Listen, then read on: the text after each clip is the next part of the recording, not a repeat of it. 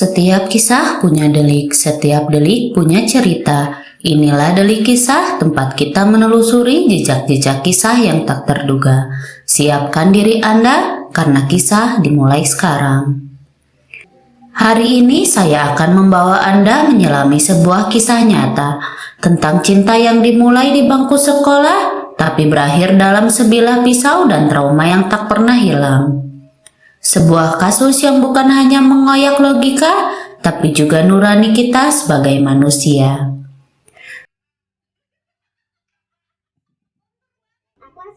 Nando Kusumawardana dan Mega Suryani Dewi pertama kali saling mengenal di SMKN 1 Cikarang.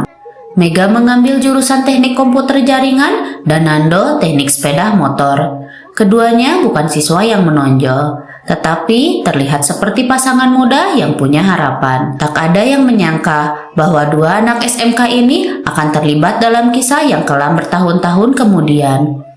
Menurut teman sekolah mereka, Nando dikenal sangat polos. Ia sempat bekerja di pabrik, lalu banting setir menjadi driver ojek online. Mega di sisi lain meniti karir sebagai beauty advisor, profesi yang membuatnya tampil modis, berkelas, dan dikenal di media sosial. Mereka menikah muda, memiliki dua anak balita, dan mencoba bertahan di tengah kerasnya hidup. Mereka tinggal di kontrakan sederhana di kawasan Cikendokan, Sukadanau, Cikarang Barat. Tetangga jarang melihat mereka berinteraksi, tapi Nando dikenal rajin, mencuci, menjemur pakaian, bahkan merawat anak. Mega sibuk bekerja di Jakarta. Nando juga menyambi sebagai ojek online setelah pulang kerja pabrik. Sekilas rumah ini seperti rumah-rumah muda lainnya, tapi ada yang tidak tampak dari luar, suatu yang pelan-pelan retak dari dalam. Ibunda Mega, Linda, sempat mendengar keluhan sang anak tentang suami yang mulai berubah, tentang tekanan ekonomi, tentang bentakan, dan tentang rasa takut. Dan Mega sempat melapor atas kekerasan yang dialaminya. 7 Agustus 2023, Mega melapor ke polisi. Ia mengalami kekerasan dalam rumah tangga. Ia membawa visum dari rumah sakit, tapi tak ada tindakan tegas dari pihak berwenang. Sahabat Mega, Tami, membenarkan hal ini di media sosial. Mega sudah berjuang, tapi uang dan prosedur membuatnya merasa sendirian. Pada akhirnya, Mega memilih rujuk. Ia menandatangani surat di atas materai, berisi janji sang suami tidak akan mengulangi perbuatannya. Tapi janji tinggal janji. Sebulan kemudian, Mega tewas di tangan suaminya yang bersumpah melindunginya.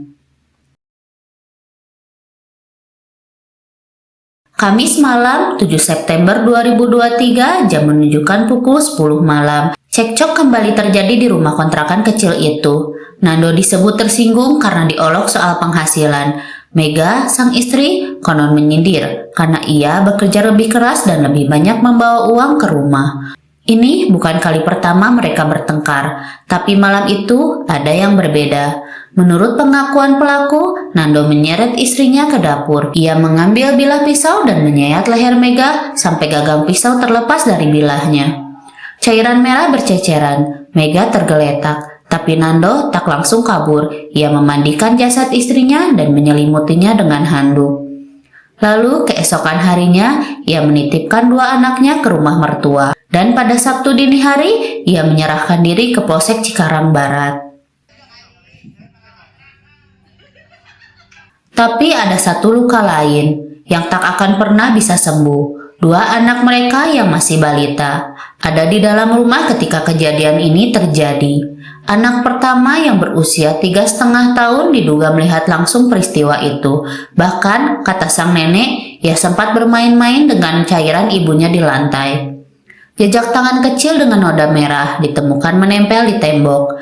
Anak itu trauma. Ketika sang nenek mengajaknya masuk ke dalam rumah kontrakan beberapa hari setelah kejadian, ia menolak, mendorong neneknya, tak mau masuk, seakan tahu bahwa itulah tempat ibunya kehilangan nyawa.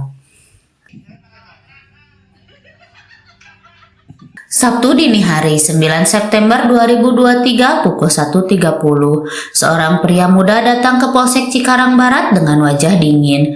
Ia tidak diborgol, tidak dibawa paksa. Ia datang dengan langkah sendiri diantar kedua orang tuanya. Namanya Nando Kusuma Wardana, umur 25 tahun, ayah 2 anak. Dengan suara pelan dan datar, ia mengaku segalanya, bahwa 2 hari sebelumnya ia telah mengenyapkan istrinya sendiri, bahwa ia sudah menutup tubuh sang istri dengan handuk dan membiarkannya terbaring di kasur dengan aroma kematian. Polisi segera bergerak menuju TKP.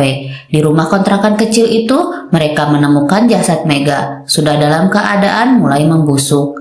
Terlentang di atas kasur, mata lebam, leher robek lebar sepanjang 7 cm yang hampir memutuskan saluran nafas. Di dinding ada noda darah kecil, bentuknya seperti telapak tangan anak-anak.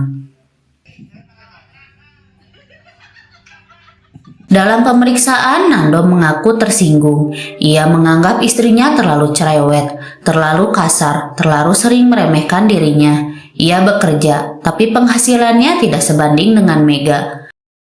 Mega, sebagai seorang beauty investor, dikenal cerdas, terampil, dan punya pemasukan yang lebih baik. Ia aktif di media sosial dan sering live, membantu orang memilih produk kecantikan. Bagi Nando, itu semua menjadi tekanan. Ia merasa gagal menjadi kepala rumah tangga.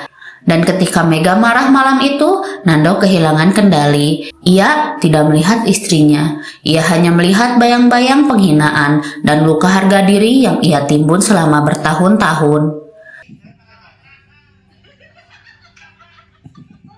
Mega Suryani Dewi adalah seorang istri, ibu, dan beauty advisor sekaligus sahabat. Di media sosial ia aktif, ceria, selalu tampil rapi, elegan, dan penuh semangat. Banyak rekan kerjanya mengaku kagum pada dedikasi Mega. Ia tak hanya bekerja, tapi juga merawat 2 anak kecil. Ia pernah mengalami kekerasan, tapi masih memberi kesempatan kedua bagi suaminya. Banyak orang menyalahkan Mega karena memilih bertahan, tapi bagaimana bila kita ada di posisinya? 2 anak balita, tidak ada dukungan kuat dari sistem hukum. Lapor ke polisi, tidak ada respon. Uang keluar, visum dibuat, tapi tidak ada tindak lanjut. Seorang teman dekatnya pernah menyarankan Mega untuk berpisah, tapi Mega menolak. Ia berkata ia masih cinta, dan cinta itulah yang melenyapkannya.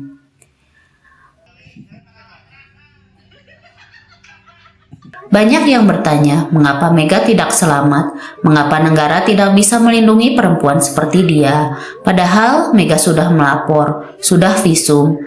Tapi karena uang, prosedur, dan ketidakpedulian, ia akhirnya sendirian. Ini bukan kasus satu-satunya. Ribuan perempuan di Indonesia mengalami KDRT setiap tahun. Tapi hanya sebagian kecil yang berani melapor, dan dari mereka yang melapor, lebih sedikit lagi yang mendapat keadilan. Siapa yang sebenarnya salah? Hukum, budaya patriarki, kurangnya edukasi, atau semua hal di atas? Mega Suryani Dewi kini telah tiada, tapi kisahnya belum selesai. Selama hukum tidak berpihak, selama masyarakat terus menyalahkan korban, maka akan selalu ada mega-mega lainnya yang kehilangan nyawa dalam senyap. Cerita hari ini mungkin sudah berakhir, atau justru baru saja dimulai. Nantikan kisah-kisah selanjutnya di Delik Kisah. Sampai jumpa.